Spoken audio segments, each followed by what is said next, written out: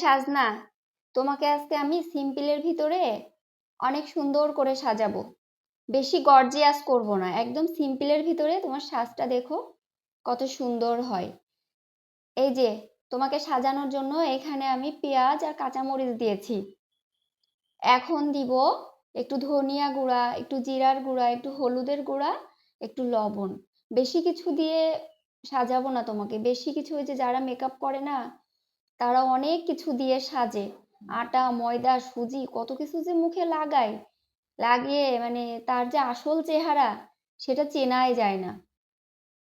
কিন্তু পরে কি হয়, যেই সেগুলো ধুয়ে ফেলে তখন মানে প্রথমে দেখে খুব সবাই পছন্দ করে, কিন্তু যেই সেগুলো উঠায়ে ফেলে তারপরে সবাই মানে চমকায় ওঠে যে কি অবস্থা, এ কি দেখলাম, আরে কি হয়ে গেল।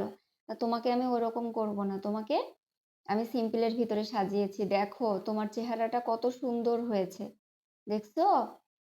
খুব বেশি কিন্তু কিছুই নাই তোমার ভিতরে, কিন্তু তুমি সুন্দর।